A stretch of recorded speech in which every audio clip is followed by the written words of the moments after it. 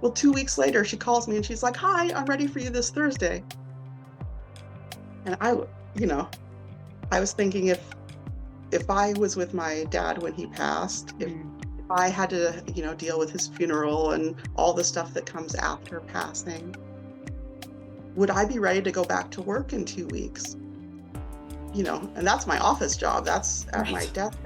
And I thought, like, I wouldn't want my coworkers to talk to me about my father's passing. I wouldn't want to have um, people in my space that quickly. And then her job is a touchy-feely job. I mean, her job is like really getting up in people's personal space. And Right. um, so I was asking her, like, "Hey, you don't have to rush. I'm okay. We can wait." And she said to me, "No, no, you don't understand. My job heals me." Mm-hmm. I'm going to say that again. My job heals me because it stopped me dead in my tracks. Because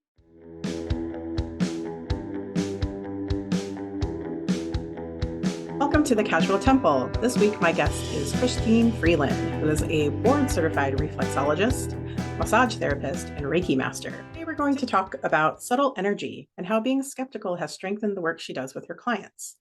Thank you, Christine, for joining us here on the Casual Temple. Well, thanks for having me. This is exciting and something that I've never done before.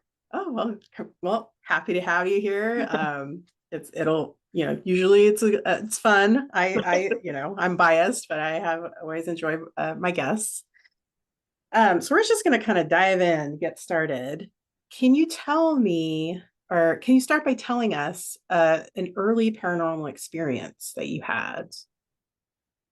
Well, I think when we're children, we're much more open. And so when I was 13, I thought it was great fun to play ESP, extrasensory perception. And I had another friend. We were 13-year-old girls in the 80s. And so that meant that we just sat on the phone for 4 and 5 hours at a time. And so from across town, we used to play the guess what number I'm thinking or guess what letter I'm thinking of. And we soon discovered that we had really good accuracy if one of us was, tracing the number. So if she was drawing it with her finger, I could close my eyes and see her drawing it with my finger. And so, likewise, if I drew with my finger, she could see it on her end. And so we spent hours playing guess the number. We started with 1 digit and we were really accurate. And then we started with 2 digits and we were really accurate. And then we got to 3 digits, really accurate. We got up to, we said, well, let's switch to letters. Same thing, as long as she was drawing it with her finger, I could close my eyes and see her drawing it uh, like I had a blackboard and she had a white pen. So I didn't see her, I just saw the white pen on the blackboard. And so then we started trading words where she'd write a whole word. And we were really accurate. This is over months and months. We would play this game all the time. And then suddenly I realized that when she wasn't drawing, I could feel in my fingertips what her fingertips were feeling. She had this was the 80s, so she had like a velvet couch, and I could feel her hands on the arm of the couch. And then we would say, "Oh, well, I'm going to touch something else and guess what I'm touching. And we could sense things like it's wood, it's cold, it's ceramic, it's bumpy, it's smooth. Um, and so I think around that time is when we said, this has gone too far and it's getting too creepy. And so both of us just agreed to stop because we were feeling um, each other's fingertips. Um, and also around that time, when I was about 13, um, I was really into the idea of astral travel because I thought, how cool would it be to be able to be invisible and go see things, maybe hear things, I don't know. Um, how cool would that be? So I was really practicing, really trying to do astral travel. And of course, I'm just learning from some book that I found at the library, really, really trying. And I would get so that my body could kind of levitate, but my core, like where my umbilical cord is, wouldn't come up. So I would always end up folding upwards, you know. And this is months of trying, and I finally one day popped out, my umbilical released, and I was able to levitate a bit. And it was such an uncomfortable feeling to have my astral body outside of my physical body, that I panicked and shut the whole thing down. And it was Mm-hmm. about that time when I just said, this is all too much for me, too big for me to feel what other people are feeling, or to move my body, my astral body outside of my physical body. So at that point, I just said, you know what, this is all too much for 13-year-old kids. So Mm-hmm. I shut it all down at that time. Yeah. So what would you so if you shut it down at that particular time, when were you kind of more inclined to look at that energy again, which I guess goes into sort of your current practice? But Yeah. Yeah. So I had never intended to look at it again. And to be frank, I kind of forgot about it for, 20 or 30 years. Um, so it all kind of started when I went to reflexology school. And then that led me through to energy work as part of a healing modality, where I again thought, I remember that I had a talent for ESP, and I wonder if that means I have a talent for energy. So that's when I started experimenting. As part of reflexology school, we took a class called Energy Awareness, um, and it was taught by this wonderful man from Seattle named Neil McNeil. He's a ghost hunter and a reflexologist, and he's a kind and gifted teacher. Um, and when I got to class, I was really like excited, and I could feel my whole body like wah, wah, wah, like pulsing kind of through my whole body. And I always interpreted this as like nervous feeling. mm-hmm. Mm-hmm. It happens to me all the time when I get like really nervous or I'm around a lot of people. Sometimes I'll get this pulsing wah wah kind of feeling. So in that class, we were talking about energy work, and I was really nervous and I was really pulsing. And one of our early exercises, where we all the students got up and we stood in a circle, and we put our hands on each other's shoulders to try to see if we could make an energy loop or like pass energy around the circle, Mm-hmm. right? Like our very first experiment. And I just happened to be in the loop next to the teacher. And when I put my hand on his shoulder, he turned and he was like, whoa, someone's really pulsing today. Oh, that was the first time I realized that like, that's not just nervous energy, Mm-hmm. that it really was energy, and that someone else could feel it was like a huge wake up for me, because I had always thought that like, that's just what nervous feels like, It's funny, you don't know how it feels to be in someone else's body, so you don't know other people's like what nervous feels like to someone else. But Mm-hmm. yeah, and so like right away that really got me, that this pulsing that I was feeling was my energy, and that it was perceptible by others. So uh, that alone kind of got me really interested in pursuing energy work further. Mm-hmm. And then that class was just an amazing class. It was just a one day, it was like 6 or 8 hours. And all we did was experiment in different ways of sensing energy. So he took us through each of the, you know, seeing energy, smelling energy, the feelings in our palms, maybe the feelings in the rest of our body, scent, you know. Mm-hmm. Uh, and it was so fun because we would have like one student would be on the table, and then all the other students would, smell their aura from head to foot and see what we noticed. And it was such a fun experiment, because at one point I smelled gasoline, like over the client's hip. I smelled Mm-hmm. gasoline. I was like, well, that's weird. Um, And it turns out that most of the students who were observing that client smelled something stinky or unpleasant Mm. at the hip. Mm. Oh, that's really interesting that we all got a scent at the same location on this person's body, right? And normally I would just discount that, oh, I smell gasoline, whatever. And it never occurred to me that like maybe there's information in that. Right.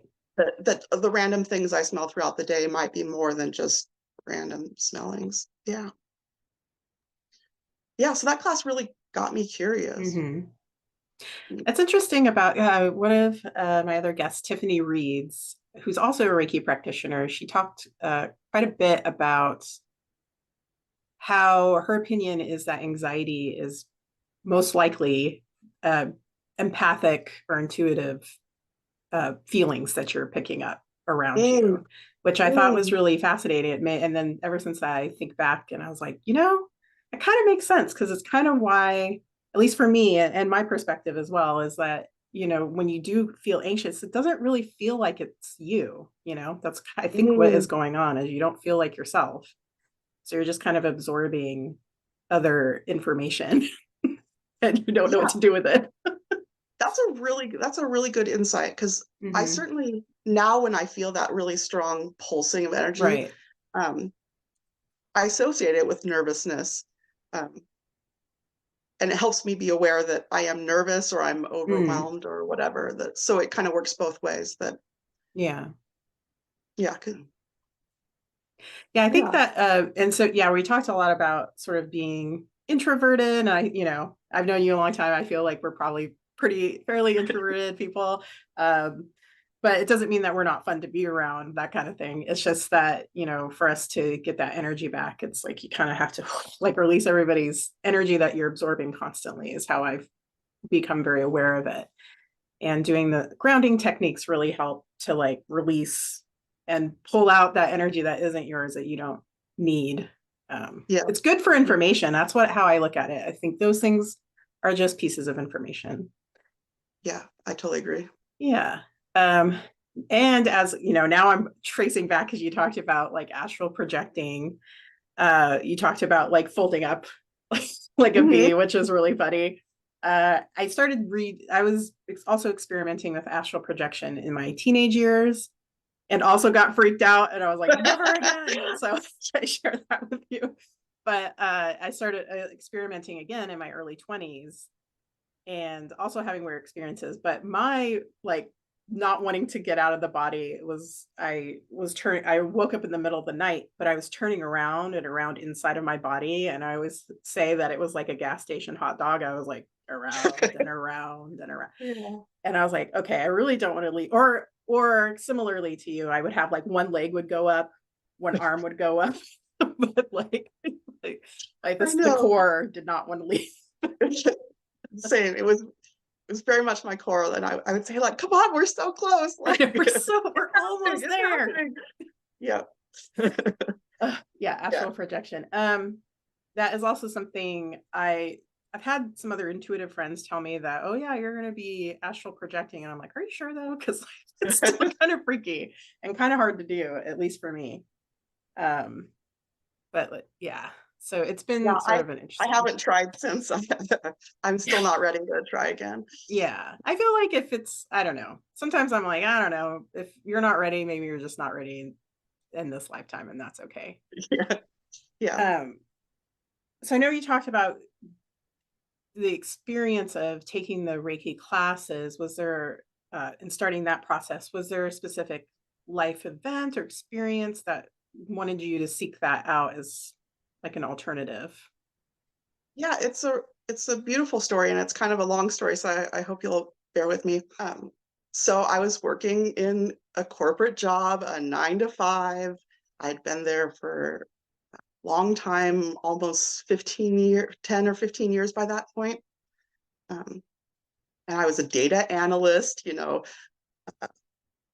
very cerebral, lots of reading and spreadsheets and all day, every day Mm-hmm. reporting and analysis.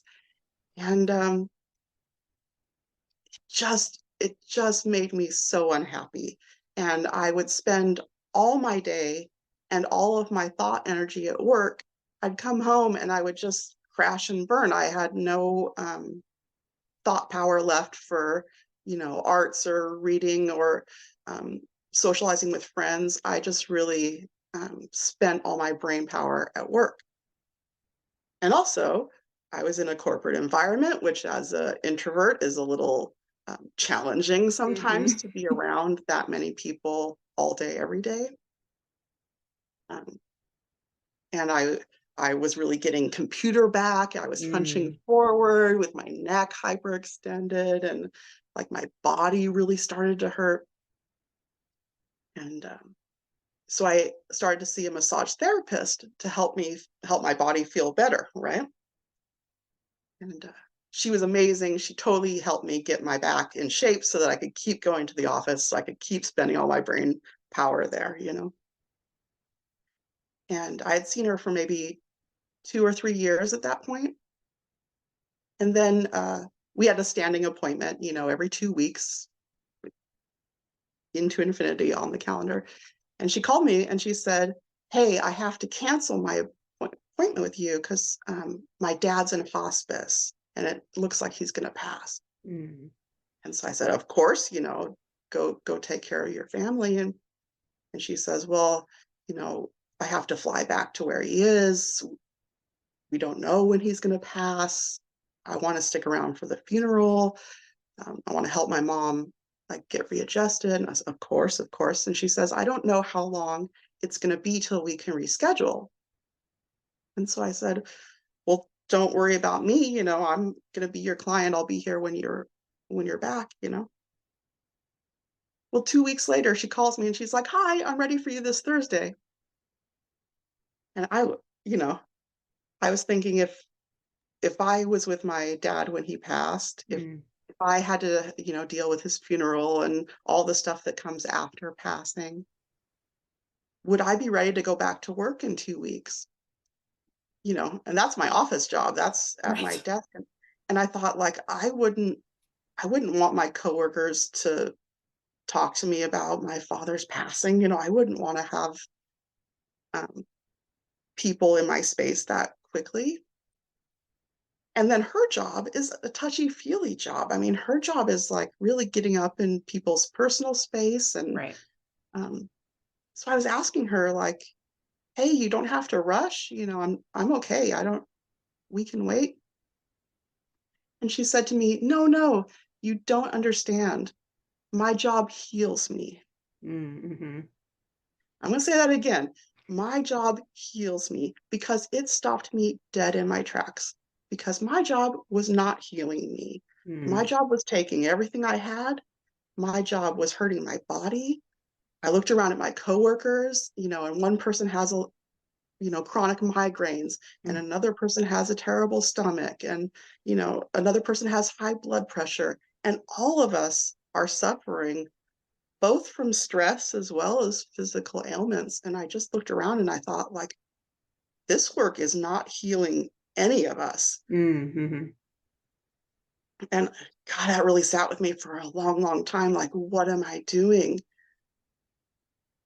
Yeah. So I really started my journey just because I wanted a piece of that puzzle. I thought, could I be part of work that's healing? Could work be healing for me? Yeah, so I thought I wanted to be a massage therapist at first, but because I had the corporate job Monday through Friday, I had to find a class that was on the weekends.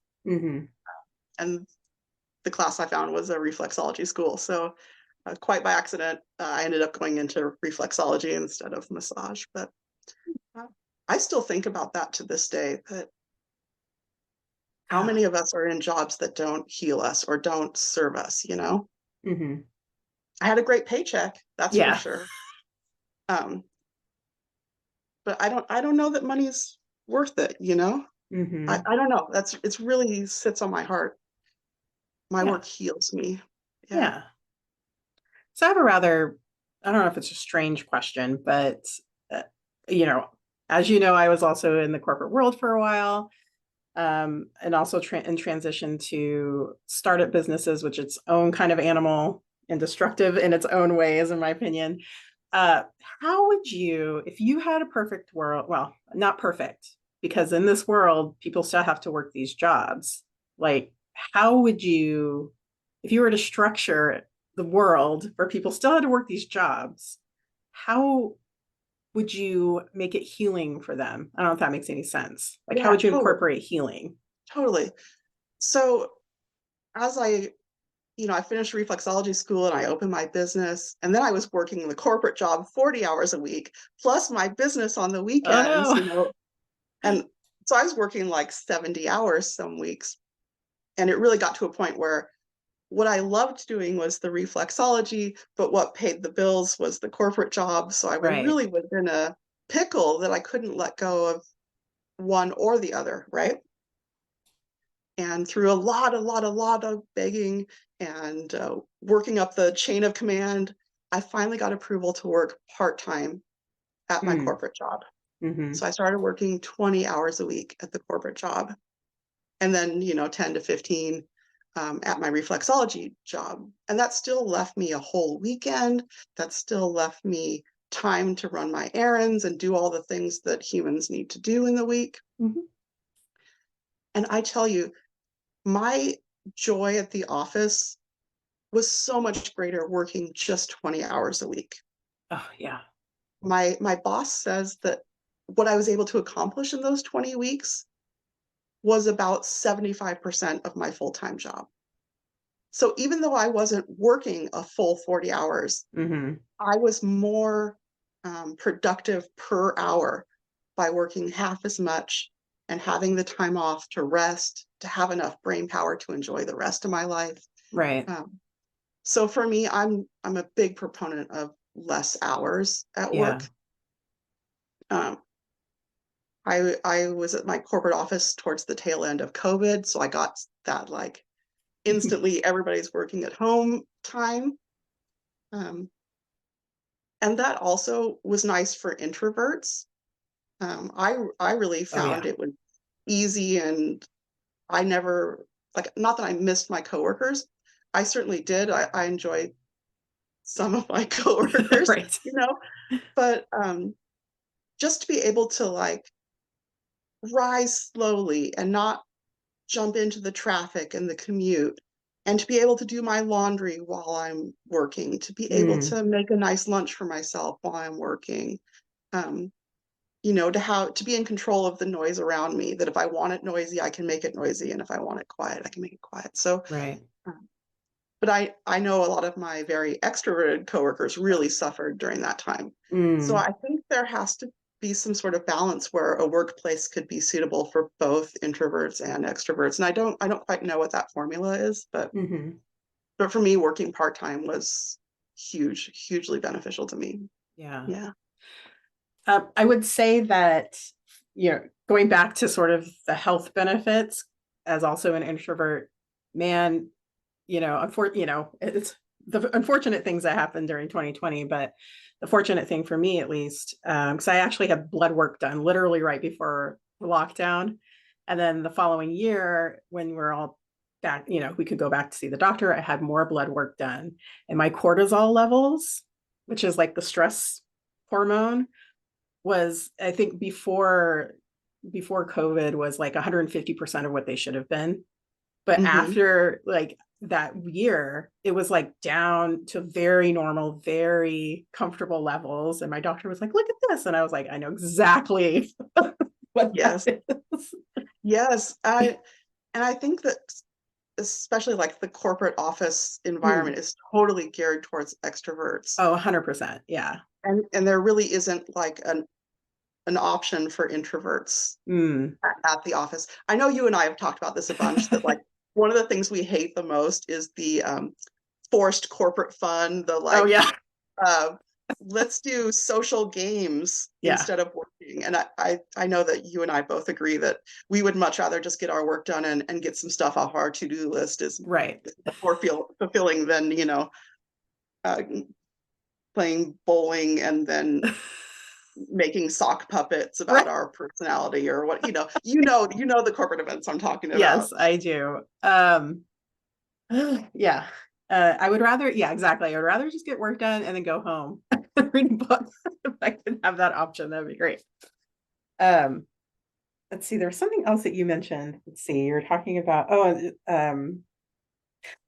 the whole, like the nervous, what is it? They call it like, ah, there's like a term people use nowadays where it's like taxing your nervous system. There's just a specific term. So it's basically like our nervous systems, and I'm not even talking about like for sure introverts in this sort of corporate culture, but like everybody, your nervous system is just tapped out. Like it's just Yes. tapped out. And there's no time to relax it. So I totally agree with that. And as far as, yeah, I agree about the time because literally you have 8 hours of work. That's like a quarter. Was it a quarter of your day? I don't know. It's some a third of your day. Mm-hmm. Um, and that's devoted to, something that isn't fulfilling you. But to your point, it's like I can devote this much time like to earn a living and contribute to a group effort or whatever the situation is. But Yeah. yeah, I like this Yeah. And vision. we're entering that time of year when, you know, when you work 8 to 5, well, you wake up in the dark and you come home in the dark. Yeah. In Seattle, that's for months at a time. Yeah. And, it's really hard on the soul when you don't see the sun for 3 months. Yeah. Yeah. Mm. Yeah. I kind of want to circle back to my nervous, Mm. wah, wah, wah, Yeah. pulse energy. So it's kind of a sidetrack. We're jumping ahead to when I was in reflex or Reiki school, when I was learning how to work with energy.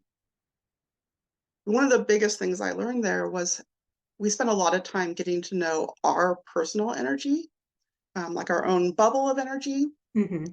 and then distinguishing that from other people's energy, and then distinguishing that from the Reiki energy. Because when you're a Reiki practitioner, they say you become like a straw or a funnel or something that Reiki flows through you.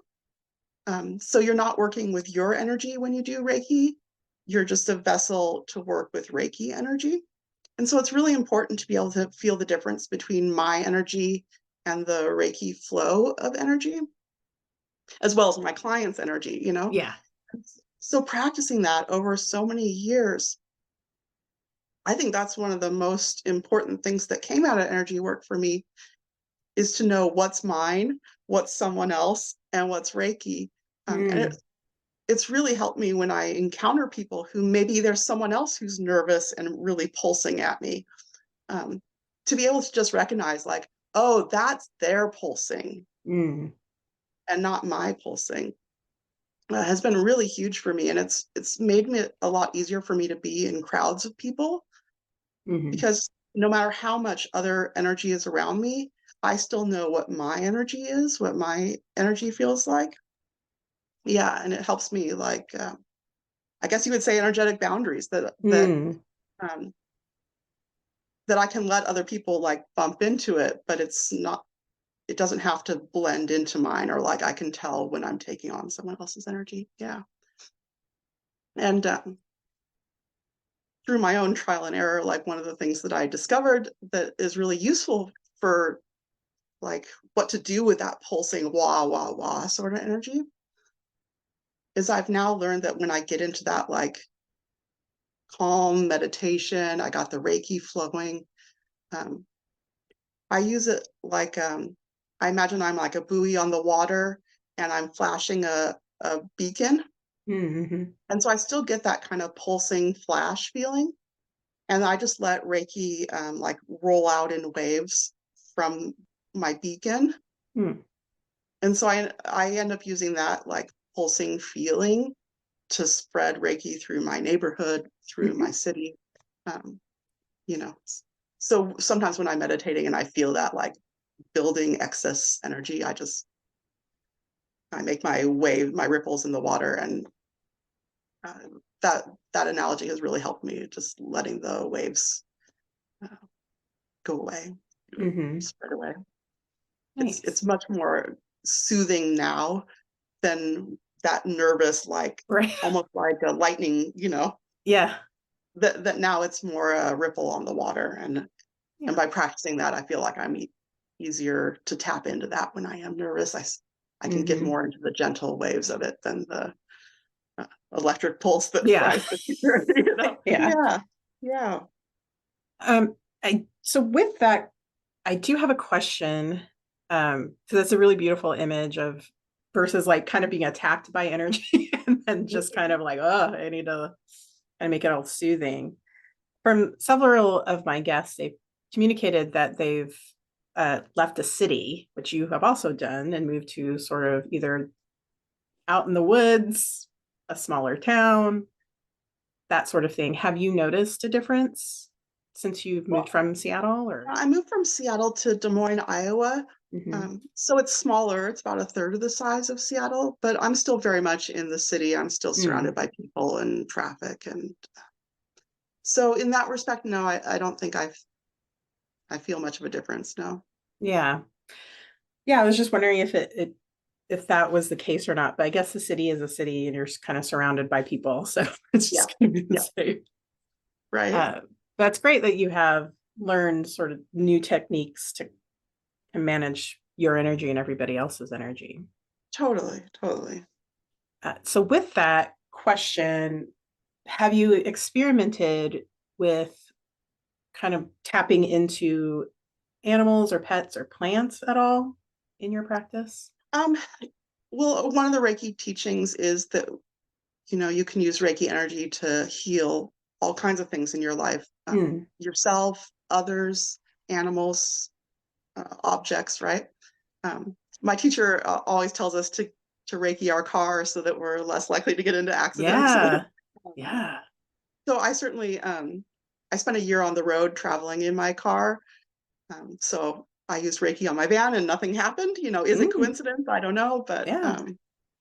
perhaps that I tried to experiment with plants to see if plants that were given Reiki energy would grow better or not. It turns out that I'm just terrible at keeping house plants, so inconclusive there. Yeah. And then in the last maybe 2 years, I've taken a secret mission to try to give Reiki to trees and see what happens there. Um, so if I'm on a hike and I'm alone and nobody's watching, then I'll give Reiki to trees and I ask them how they do healing. I don't have a conclusive answer because they don't. I mean, I don't hear voices. I don't get direct messages like that. But Right. But I feel like I'm on the verge of learning some healing information from trees. I don't know. Cool. I like that. Trees are cool. Such cool. Anyway, yeah, I love that you're doing that experiment. I've tapped in personally with some trees. I guess that's maybe one of the benefits that people move to the country because they have more tree contact. But yeah, trees have this like very stoic, soothing energy, and they're just not phased by things. It's just, Yes. it's I really mean, like, interesting. some of them have been around for hundreds of Yeah. years. When they lose a limb, they heal it over, they Yeah. rebark it. Some trees can lose their bark and still survive, like Yeah. cedars. And then they're connected to their neighbors by their root system, the fungi system, and I don't know. They stand through storms and through all kinds of weather events, and I don't know. So I give them Reiki, and then I ask, how do you do healing? And I just don't know how to speak tree language yet, but I feel like somehow it's getting in my body somehow. I Yeah. don't know. Yeah. I think those things are very like kind of like you're what you're doing is you're kind of keep exposing yourself to it, and then finally it'll be like, okay, here we go. Yeah. Yeah. So my next question is related, but it is around sort of your like kind of being more skeptical about the energy you're perceiving maybe, or just kind of the woo in general. Yes. Yes. So can you talk about kind of being more skeptical and then how it assists you with the energy work that you're doing? Yeah, totally. So um, I do feel very skeptical.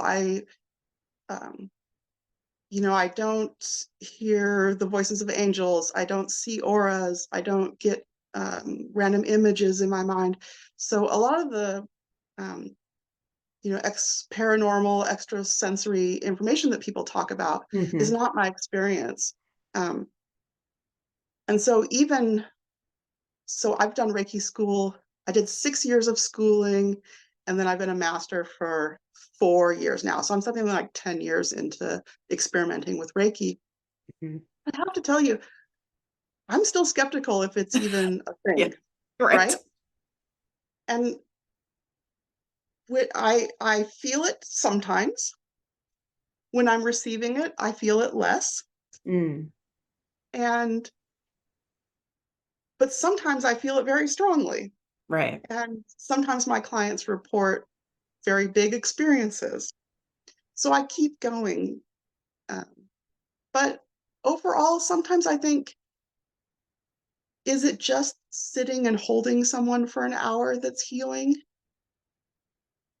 Is it listening to someone's pain and then holding them? Is that what's healing? Or is there Reiki energy that's healing? I Mm-hmm. mean, after 10 years, I believe that there is Reiki energy that's healing. Um, but I'm still pretty skeptical, and I'm Mm-hmm. still unsure if it's placebo effect or Right. um, I don't know. So I keep doing it and I keep experimenting. Right. And I get great results probably 75% of the time. And I get 25% that is no experience whatsoever. And Mm, um, that's enough for me to keep going, for me to keep experimenting with it. yeah. And the thing about Reiki, um, like I was saying, that Reiki means universal energy. So it's the Mm, energy that's all around us. And it's a particular, they call it a frequency, like a particular um, wavelength that is a healing wavelength. And it's only mm, for healing.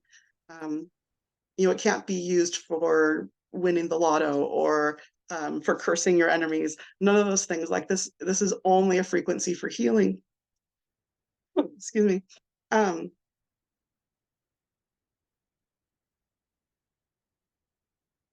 I'm sorry, I totally lost my train of thought. What was the question? your Where am I going original with this? I'm being skeptical. yes. How does it assist your clients? Here we go. I'm back. Okay. So with Reiki energy, it's universal energy. It's a healing frequency that's all around us. And Reiki practitioners, we learn how to channel this energy, how to pull it in from around us and give it to our clients or to Mm-hmm. ourselves or whoever our target is. So they one of the teachings is that Reiki has its own intelligence, that Reiki knows how best to do healing. And so as Reiki practitioners, we have a set of hand positions where we place our hands over our client's body or over our own body.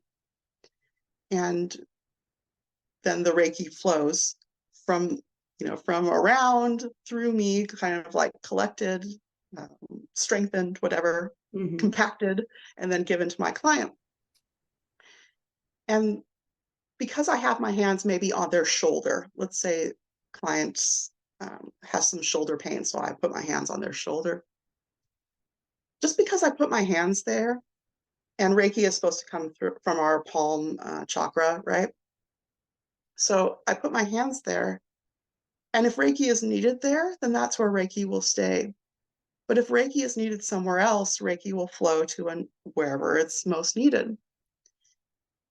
And so coming with a skeptical mind, with a curious mind, allows me to be more open to witness the flow of Reiki. Um, and I always think it's kind of interesting, if I'm at the shoulder with someone who's complaining of shoulder pain, I think it's Mm, really interesting when Reiki moves off. where is it going? And then sometimes I feel it like a breeze across my palm. That's how I know which direction it's going. So this is like one of the big concepts of Reiki, is that um, we're a channel for Reiki, but we're not the healer, right? Mm-hmm. We're just a facilitator for Reiki to do the healing. And so if we come with a curious mind and we allow Reiki to flow and do what it does, that's where the healing occurs. And that it's not my job to direct the healing or make the healing happen. Mm-hmm. And the teaching here is that I'm not expecting the outcome, and I'm not judging the situation, whether the Reiki is working well or working poorly, or Mm-hmm. whether the client is perceiving it the way they should, right? And so this was probably the hardest part of my Reiki journey, was getting to this non-doing. And I know it sounds really easy to not do, um, but actually very, very difficult. And I would probably say 2 months into my journey, I was giving it the college try to do Reiki, and nothing was happening. I barely felt anything in my hands. I barely felt anything. My clients barely felt anything. And I was like, I'm here and I'm putting the Reiki right here. I'm putting the Reiki. Um, and as soon as I realized, like, oh, that's wrong, that I'm not putting the Reiki, and instead I'm offering the Reiki and seeing what it does, that alone, that realization, that letting go of my desire in the situation, my desire to be the healer or to Mm-hmm. cause healing, Mm-hmm. that really flipped my outcome. And as soon as I let go of that, I was experiencing a lot more sensation during Reiki sessions. My clients were experiencing a lot more. Um, and my teacher has a phrase that I always hear her in the back of my mind: let go, let flow. Uh, that when we let go of control of the situation, that's when the energy flows much better in Reiki teaching. Mm-hmm. Uh, this was probably my biggest lesson, because I came from such a analytical thinking, logical. Um, and if you know me, you probably know I'm a little controlling. I'm a little type A. I need to know how it's going to be and to turn out the way I expected it to be. Um, so it was a huge shift for me to let go of a lot of that ego-driven, um, wanting a situation to be a certain way, and Mm-hmm. then judging it good or bad depending on if it was that way or not. So um, being skeptical helps me stay curious and let the flow happen, Mm-hmm. rather than knowing I can do this, I am the doer. Right. That I really think that curious nature really helps Reiki practice. Cool. Yeah. So with that is interesting, as you were talking about the flow, because when I happen to work with my clients, the thing that keeps coming up for me is that I'm really just there to be like, open up the possibility, right? Like I'm here to say, we're going to do this energy work. um, Ultimately, my opinion is, if it's in the client's highest and greatest good, that they receive a healing or they don't, it's whatever's going to happen is going to happen for that client.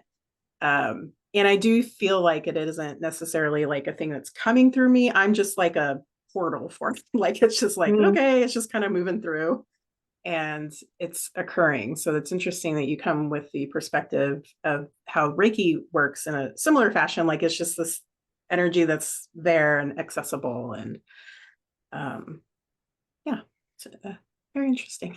yeah, definitely. Yeah. And I do, yeah, I like that really, whatever is needed for the client is going to be there for them. That's ultimately their their thing. So I like that. Yeah. Oh, go ahead. So during sessions, Mhm. especially when I was a student, practicing my new skills, um, I would set experiments for myself, um, what would it be if I did only these hand positions and not the other hand positions? What would I be if I started at the feet and worked up, or started at the head and worked down? So I really spent a lot of time experimenting. And Reiki is broken up into 3 levels. And in the second level, we learn symbols. There's 4 Mhm. symbols that work with Yasui Reiki. There's other symbol systems, but I haven't studied them yet. And the intellectual part of my mind said, symbols are for people who haven't like grasped the concept. They're cheat Mm. codes, right? Mm. But me, I'm smart, right? I don't need your cheat code. I Right. already understand. I already get it, right? And so I was really reluctant to use the symbols because Mm. I just felt like I don't need symbols. I Yeah. just want to get direct the thing. I don't need the in between. I don't know. So I really struggled accepting symbols. I'm a little worried of organized religion and the Mm. symbols of religion, and I got Mhm. really in my head about um, wanting to use symbols. Right. And so I would practice Reiki and just leave the whole symbols out of my work, which was getting results, which was good. And then one day I told myself, because I had to turn in 20 practice hours using the symbols. And so I told myself, well, buckle up. You got to do the thing to get the 20 hours, right? And so I started using the symbols. Guess what? Right away, from the very first second I started using the symbols, my Reiki power like went through the roof, Whoa. right? Because the very first symbol um, it essentially means like bring the Reiki right here. Mm. It's like a directional arrow, like bring the Reiki right here. Yeah. And it kind of amps up and like brings more Reiki to the situation. Well, what do you know? Every time I use it, the Reiki is like flowing much more strongly, much more intensely. Mm. Um, oh, okay. Well, that's interesting. Well, I guess I'll use that symbol, right? And the next symbol is for like soothing emotions and Mm. helping communication. And I thought, well, that's really silly. How can Reiki do that? And I'm not a psychologist. This is not my thing. And then I would meet clients who were in real like emotional pain, you know? And so I said, okay, well, fine. I'll experiment. I'll throw in this second symbol into the mix. And I found over and over again for clients who were really having emotional pain, Mm. I'd use this symbol. And somewhere during the session, they would say something profound, like they would be Mm. almost sleeping and then suddenly wake up and say one thing about their situation that was really clarifying about maybe what the root cause of their emotional Right. pain is, or like what's the next step going forward from your emotional pain. Oh, that's really interesting that my clients were saying like really profound revelations about their own situations Mm-hmm. when I started using the second symbol. Okay, fine. Okay, well then I'll add that one to my arsenal. Um, and the next one is for transcending time and space. And I thought, okay, well that's a load of woo-woo nonsense. Um, but if you want, I can tell you some stories about my Yes. experiences there. And so I through all these experiments, what I've learned is that experiments are really good for me. They help me know that it's real, that what I'm experiencing is genuine. And sometimes I will like have control groups where I don't use the symbols and Mm. see, or I use the symbol in a new way that I hadn't tried before and see how that outcome goes. Anyway, so although now after 10 years I've arrived to some faith, maybe, Yeah. but but I still use that skeptical approach of like, I'm willing to give it a try and see how it goes. But yeah, Mhm. the symbols were a big obstacle for me because I really was reluctant to use them. Mhm. Yeah. Well, I'll just share something about because it was making me think. I know we talked about you drawing the sigils before, which I thought was so cool. Hmm. In my own practice, I do sort of magic, and we do sort of similar things where we draw essentially sigils in the different quarters. Although I use planetary sigils mainly. The way, and I was very much like you. I'm like, I'm already like thinking it. It should just already be here. It's like I already believe it or whatever. Like, why do I need to like externalize it? And so now I'm in this space of like understanding, at least for myself, that there is power in externalizing it, whether you're vocalizing, whether you're drawing a sigil in the air, whether you make sigils on paper, which I is a practice I love to do. There's something about making it in the reality that we're in that is a special kind of power, in my opinion, in my Yeah. experience. So it's I've come to that interesting. conclusion too. Yeah. Yeah, for sure. For sure. Yeah. And I think at least now, I've heard other practitioners talk about how the earth is actually a very spiritual place. It may even be like, like our heaven or whatever. It's just like a matter of perspective. And so when I think about, it isn't, I know we're having a lot of troubles and strife on the earth now, but, if I think of it as like, it's also, with those struggles, it's a very special place, like bringing the things that are from spirit into the material plane is like, you're acknowledging that, there's a connection there. And yeah, so as you're talking, I'm like, oh yeah, that's Yeah, that's beautiful. Yeah, part of the practice. So that's cool. totally. You mentioned time and space. I want to You know. want to go down the woo Yes, rabbit that's hole? my Okay, favorite. okay. So the third Reiki symbol helps us travel time and space. And so the idea is that um, moving through space is that, right now I'm in Iowa and you're in Washington. And if I wanted, I could send you Reiki energy from here, that the distance between us is no big deal, Mhm. right? And that I can send Reiki energy to anywhere on the world and conceivably anywhere in the universe, right? That it can find its target uh, wherever you might be. And, you know, so even if my client's like under 3 blankets and they're wearing 10 layers of clothes, doesn't matter, Reiki can go through that distance. And um, so that's the distance Reiki. Sometimes you'll see that in people's profiles about Reiki, is they do distance healing. Okay. Now, time healing, I was real skeptical about time healing because the idea is that you could go forward to an event in the future Mhm. and put Reiki there. Like maybe somebody's got a presentation, a public speaking event next week that they're really um, nervous about.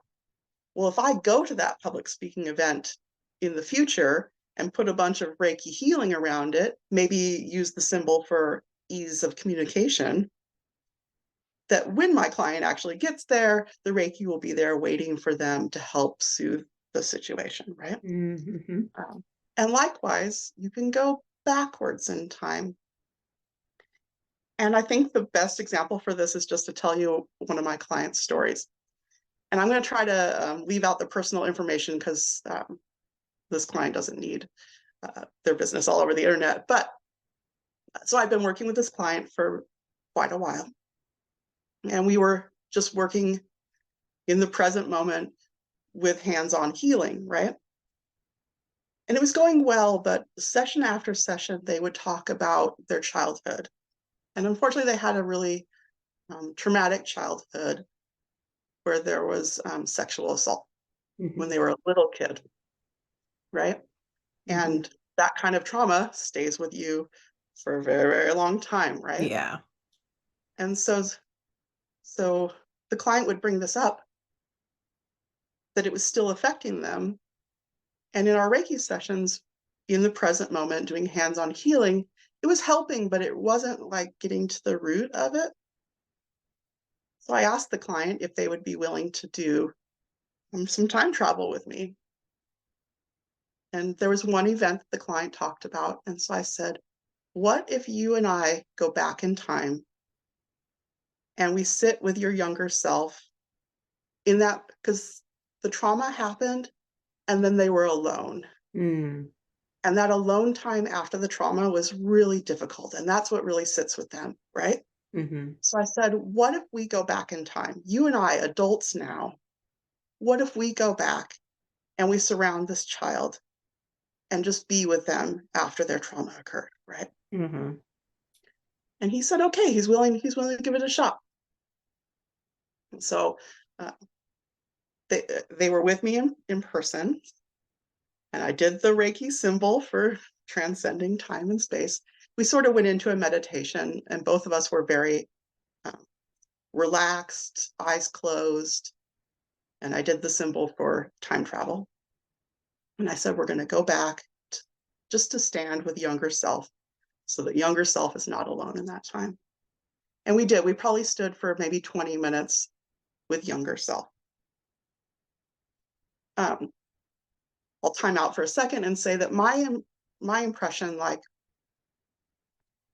I don't see my client as a young child. I don't Mm. really see much at all. I'm still, I mostly just see black when I close my eyes. Mm-hmm. So I'm not getting images, but I just feel like I'm away, like I've gone somewhere, right? Mm-hmm. Yeah. And in my imagining, I imagine that a child is next to me. And I can kind of feel that there's a child next to me. Like if your eyes are closed, you still know that there's a person sitting next to you. Yeah. And so that's kind of my feeling, is that I'm standing next to a child. Anyway, so we stay for about 20 minutes, and then I bring us back to the room in the present day. We do a little more work, we do a little talking, and then the client goes home. And of course, I'm responsible. I urge them to work with their therapist. I know that they see a therapist, and if this brings Yeah. up stuff, that they should absolutely communicate it with their therapist. So Right. I'm not trying to replace the mental health counselor. Anyway, Yeah. they came back to me the next session, and they said that they felt much more peace about the situation. Like, Mm. it didn't remove the trauma, like the trauma is always going to exist. Right. They felt a little more that they could start to move forward, Mm-hmm. right? And that's mostly what I see with Reiki, is that it doesn't change the situation and it Right. doesn't heal the situation, but it creates a little bit of space that maybe people are able to make some changes, or maybe it's time for them to shift. And that was Mm-hmm. certainly the case with my client. I saw them for maybe a year afterwards, and they were processing a lot more with their therapist. You could just tell how much lighter they were, Cool. you know? So did I actually time travel back to whatever year he was hurt? I don't know. Did standing with a child who was hurt, did that help in the future? Mm. I don't know.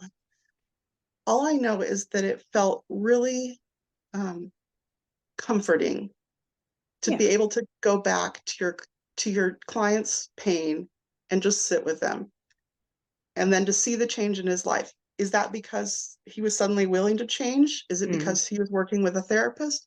Is it because of Reiki? I don't know.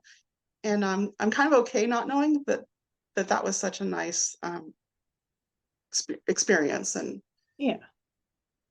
yeah, so Oh, that's one of my big time travel moments. that's so Do you want to beautiful. Yeah. Do you want to hear one more? I have another good one from the Yes, transcending please. time and space. So this is a case where a good friend of mine, their best friend, had a son who was going deaf in one ear. And they didn't know why the child was going deaf. And they were going to do surgery for the child. And so my friend says, would you do Reiki for them so that the surgery can be easier for a young child going through surgery, right? Yeah. And that was the goal, was just to be a soothing element so that the child could be a little more relaxed or calm, right? And we were in Washington and the child was in Colorado. And so I said, well, should we actually go to Colorado? And my friend said, yes. So I did the Reiki time and space travel, and we went to Colorado, and we stood at the foot of his hospital bed, and we did Reiki for about half an hour. And again, I don't really see, like, I just imagined that I was standing at the foot of this boy's bed. And again, I sort of had the feeling that there was another person near, right? And so we did the Reiki for about half an hour, and then we went back to Washington, and session was done. Well, I learned later that the boy went in for surgery to see what was going on with his ear. They couldn't find anything, and he recovered quickly and regained his hearing. Okay, what was that all about? Did we actually go there? I don't know. Mm-hmm. Did Reiki have a part in healing his ear? Was his ear never broken? So I don't know, but that felt like a very powerful session. Like, I really felt a lot of Reiki energy when I was doing it. Mm-hmm. So I count that as part of my interesting experiments, that it felt powerful and there was a good outcome. Yeah. So I'm putting it in my pocket, and I'm trying to collect more information to see, am I really traveling to Colorado when I do those kind of things? I don't Mm-hmm. know. Yeah. Yeah. Cool. I like the space and time travel. It's very, very cool. Yeah. Yeah. Yeah. I like that. Oh, sorry, go ahead. I use it quite a bit, especially for future events that we're nervous about.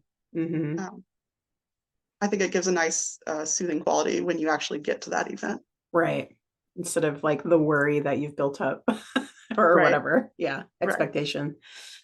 I like that you explain and articulate around not like seeing or hearing or using, there's talks of the different clairs and the, sort of subtle energy and maybe psychic fields, and that you're more just sort of experiencing and feeling, which is also very, at least I look at it as very valid and very, Yeah, and I'm not discounting. I believe that yeah. other people do have those experiences. It Mm-hmm. just has never been my experience. Yeah. And Yeah. I think it's what keeps me skeptical, is like, is this really happening? Right. Because I'm not having the dramatic visions or hearing Yeah. or whatever that other people talk about. Yeah. Yeah. I, at least for myself, sort of, because I tend to now see more like clairvoyant things, but for me, it was maybe more realizing the pictures in my mind are more, again, that sort of subtle, right? It's not like you're like seeing Yeah. it here kind of thing. But something about the feeling part is like you're feeling it in your body. To me, it's a little bit more real, I guess, because I'm actually getting Mm, like a physical reaction to something. mm. Yeah. So it's kind of interesting that you talked about that. Yeah, I've kind of developed my own, I call it the important thought, that Mm, sometimes when I'm in session with someone, I'm just doing the Reiki work. Reiki is really dependent on like being present in this moment. mm, And so you try not to get sidetracked, like, what am I going to have for dinner? And right. don't forget next Wednesday is that Yeah. thing, right? Yeah. So we try to stay present. And so I try not to think too much, because I'm really just noticing, like, which way is the Reiki flowing? Is it Mm, hot or cold in my palms? Is it breezy?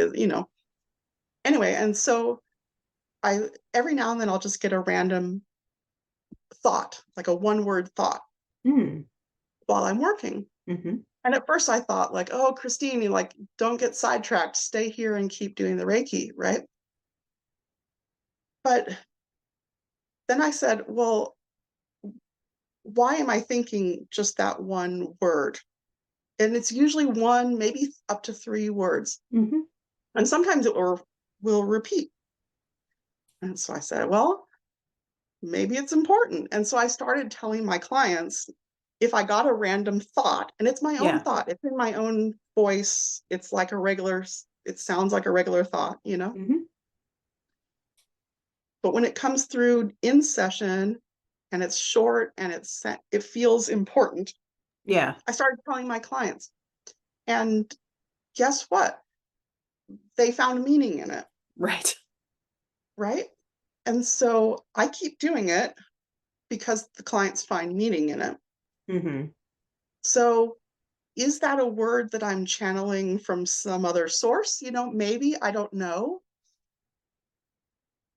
Does the client just find meaning in the word because they want to find meaning? I think it's normal for humans to seek meaning in things. Yes. Yeah. And so are they like almost like tarot cards? Sometimes you bring your own interpretation to a tarot card, you bring your Right. own meaning to it. And so sometimes I think that's what's happening. I don't know. So I'm Hmm. experimenting with my important thought, Ooh. right? Yeah. So I don't know if it's clairaudience. It's in my own Hmm. voice, and it arises like a normal thought. Yeah. But when I share it, it seems to have meaning for my clients. So Hmm. I don't quite know what to do with that yet. Right. Um, the same thing, like sometimes when I'm um, feeling Reiki, clients will ask me afterwards, like, what did you notice? What did you feel? Mm. Okay.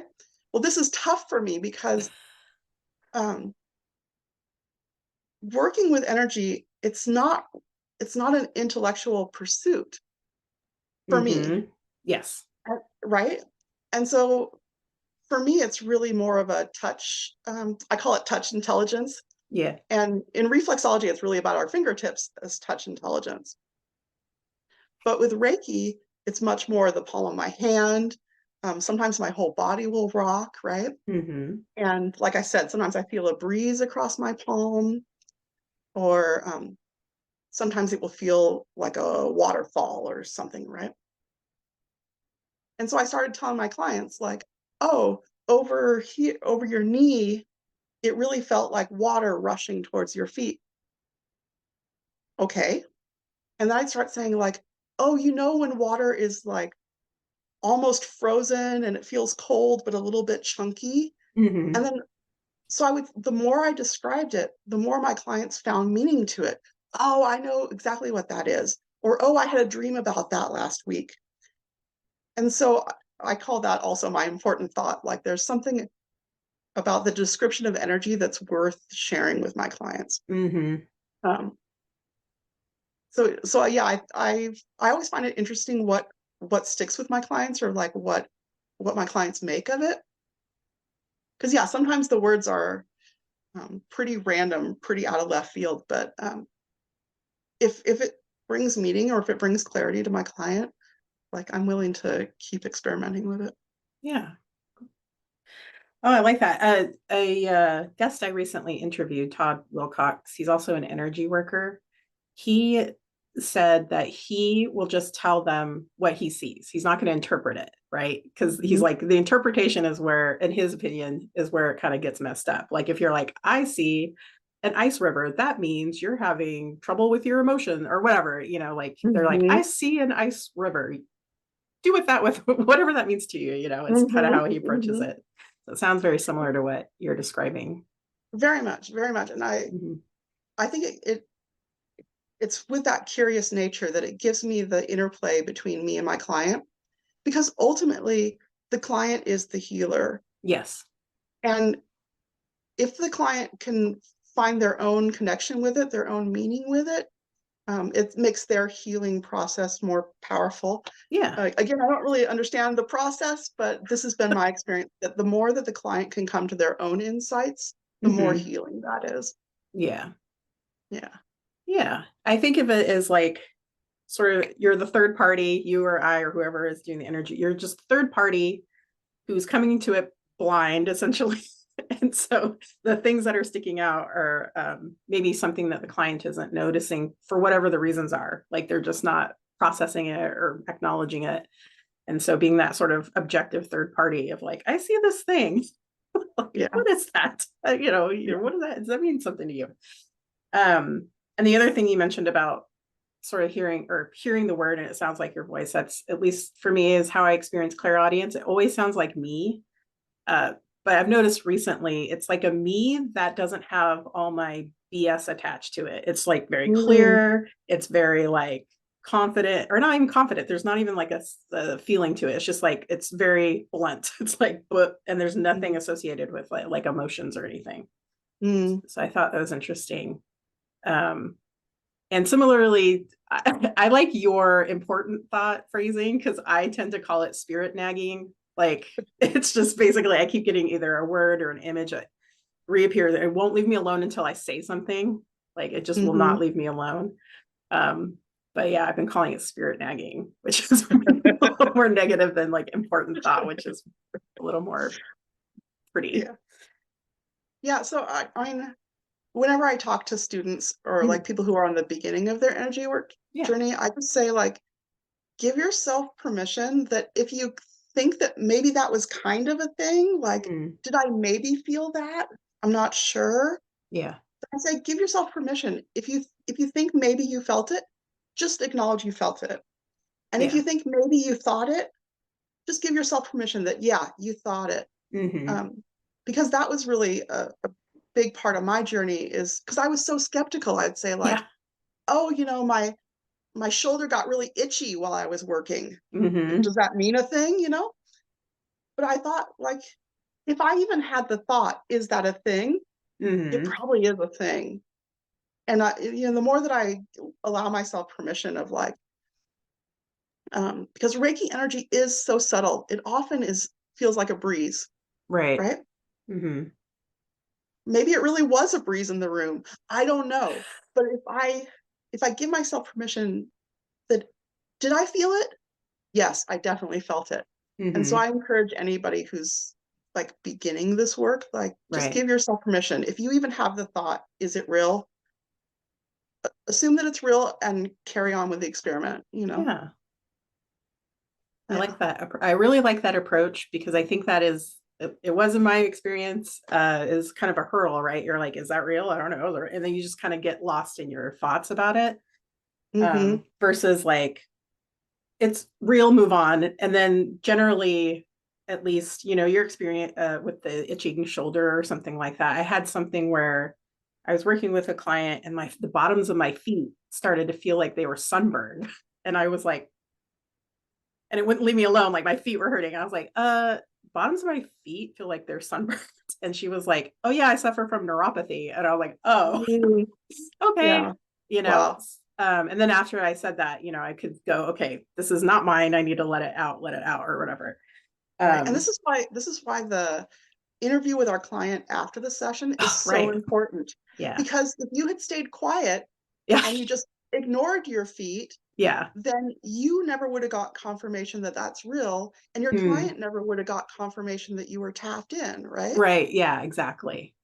Yeah. Yeah. So the more that I talk to my clients, and sometimes I experiment, I tell them what I thought first, or Uh-huh. sometimes I experiment and let them tell me Yeah. first. And it's pretty incredible how much our experiences line up Hmm. without knowing the other person's experience. Yeah. Yeah. Amazing. Yeah, I That was a like big part of that. my experimenting. Yeah. And I think the other part of it being skeptical, there's like a lot of talk, at least in sort of the psychic circles I'm in, and maybe in the magic circles and in the energy circles, all the circles I'm in, there's a lot of talk around discernment or whatever. And so I think the first hurdle is maybe just believing or just acknowledging, okay, it's real, whatever. And then the second hurdle is like, how do I discern like that? What, discern meaning like, how do I communicate it? Is it real? Like, why does this message coming through? So coming from a skeptical place, that's already sort of like ingrained in you, I think. Hmm. Okay, so we're kind of getting to the wrap up. But did you ever revisit your ESP experiences at all as an adult or? um, no, I never did. You know, you see on the internet, like, guess which three of these All right. cards is red, Yeah.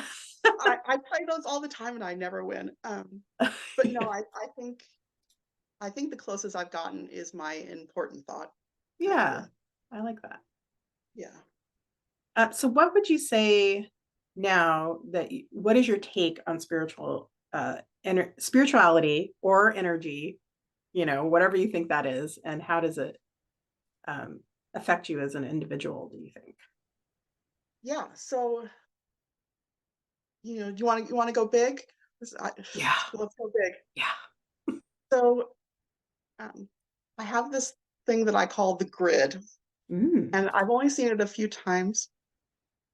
Um, it's like I've got a grid going out from my eyes out to the horizon, and then bright light at the end of the horizon, right? And I'm pretty sure this is an album cover from the 80s. I'm pretty sure I saw it somewhere. I just don't know where Right. it is. Yeah. So I'm pretty sure that like that's where the idea comes from. But I've only seen it a few times, mostly in meditation. I use the app Headspace for meditation, and they have a wonderful 10-day course of like how to meditate. It's for total beginners, a 10-day course, and it's free on their app. I totally recommend it. I've taken the 10-day course over and over and over again because I think it's such a wonderful refresher, and it's guided meditation. And at the end of the meditation, um, he says, like we're focusing on our breath, we're counting our ins and our out breaths, right? And then he says, and now release the mind and let it do what it wants. And these are the times that I've seen the grid. So I don't know what it is about being so in such a meditative state and to be really focused and then suddenly let the mind go. And this is where I've seen the grid, like this infinite, I don't know, it's squares, like infinite squares into a sunshine. Okay, so in Reiki practice, the master symbol is said to help ease enlightenment. It's like to create the best situations for self-understanding and for self-enlightenment, right? Mm-hmm. So of course I meditate with the master symbol of Reiki. And every now and then that puts me into the grid. And what I've learned, or what I think is happening there, is that that's a place that is beyond time and space. Mm. Like it's all times, it's all space. And that there is all the Reiki masters, I think, or all the people practicing Reiki right now. I Yeah. haven't quite understood, but it seems like there's a lot of people there and a lot of knowledge there. Hmm. I don't see them, I only see the grid, Right. but it feels like there's a lot of Reiki knowledge there. Um, so I've been working on this meditation where I go there and I ask, you know, teach me your healing, right? Um, it's it's strange. I'm still learning about the grid. I'm still Mm-hmm. coming to know it, but I feel like it's some kind of back door that's separate from time and space where a lot of healing knowledge lives. Um, my teacher uses this technique that she calls copy and paste. Because the Reiki symbols are in Japanese kanji, Right. and as a Westerner who doesn't know Japanese kanji, it can be kind of difficult to memorize the Mm. symbol. One of the symbols is 5 kanjis long, and that's like 50 brush strokes. It's a little hard to remember, right? And so my teacher uses a thing that she calls copy paste, where sometimes she looks at the symbol and puts her hand out and she imagines that now it's a stamp and she can Right. just paste it as many times as she needs to, right? Mm-hmm. And so we don't have to intellectualize drawing the symbol over and over and over again, all those brush strokes, that we have this shortcut where we can just pick it up into our body and then Mm-hmm. paste it around. Anyway, so I've been experimenting this when I go to the grid um, and I ask for like understanding, that somehow it gets printed into my body, Mm-hmm. not my mind. So I'm not gaining intellectual knowledge from the grid, but I think I'm gaining some sort of healing that I can replicate. I don't know. I'm still very confused about the grid, but I I think this is my spiritual community, is the what I perceive to be all the Reiki masters, past and present, and future in the grid. Yeah, so that's one of my probably biggest woo woo. Like I'm just starting to experiment in that field. Yeah. Um, and then the other thing that we really do with that master symbol in Reiki is self-knowledge, self-understanding. And so, like I was saying, that I really came to know what my energy feels like. Yeah. I've also come to understand like my core self, like who am I, right? Mm-hmm. And I realized that my philosophy, this is not Reiki teaching, this is just my own philosophy, that I am not my circumstances, right? Right. That there's a me that is whole and lovely and loving, right? That's separate from, I don't know, childhood trauma, right? Yeah. That's separate from uh, what I do for a job, from, right? So, separate from my income or my social standing, or, right? That there's a deeper me that's whole and loving and unpolluted, is right. Yeah. And so as I work with my clients and I get to know their energy, I feel this same like wholeness and loving kindness. And it's my belief that all people have this, that all people are whole and enough and, beautiful and radiant and like untarnished. And I really believe this, that all people have that at their core. Hmm. Yeah. Oh, that's so beautiful. I love it. Yeah.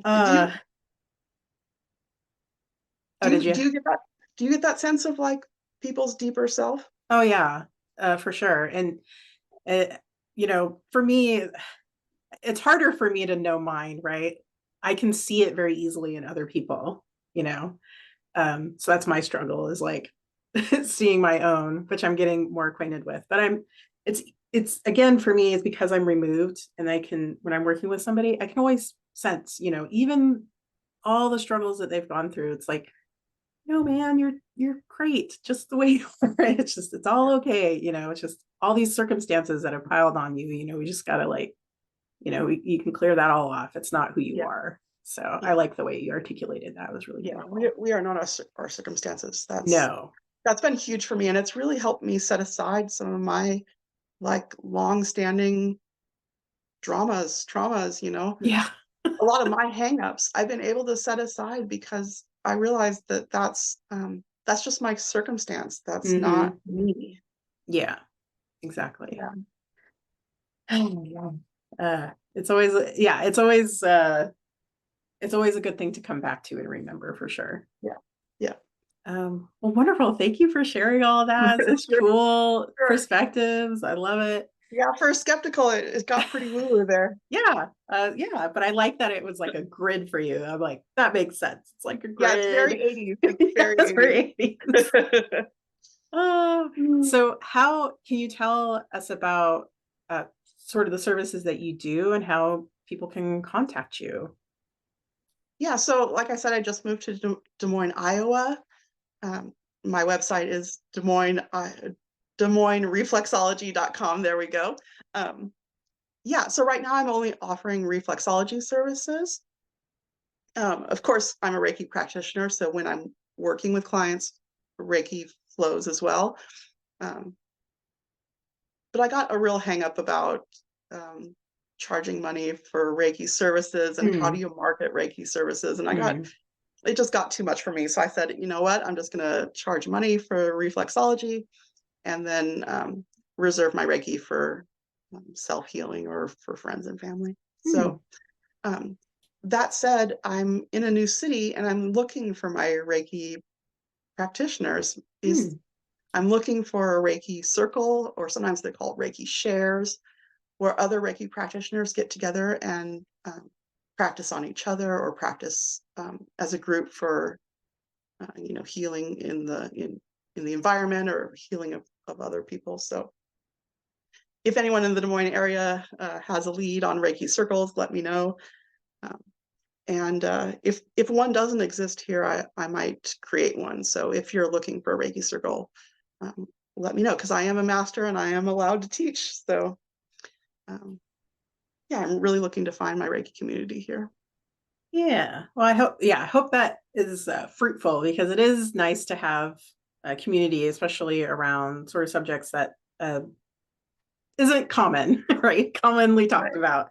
It is helpful for that. So yeah, much luck and energy towards that for you and the people that are looking for community. So it's great. Yeah, definitely. I feel like you've already shared some words of wisdom, but do you have an additional words of wisdom that you would like to share?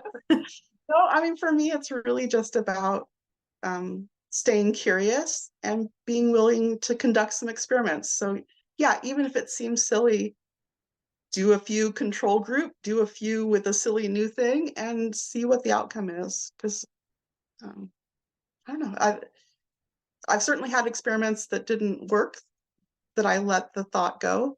But I've had experiments that have worked. So curiosity is a really wonderful thing, and staying open to possibilities. Yeah.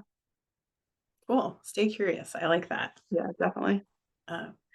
Oh, well, thank you so much, Christine. I appreciate all the time you've given us, and you wanting to talk about your experience and all the wonderful perspectives and work that you do. It's been a pleasure. Thank you. I feel like we could have talked for hours. Yeah, for sure.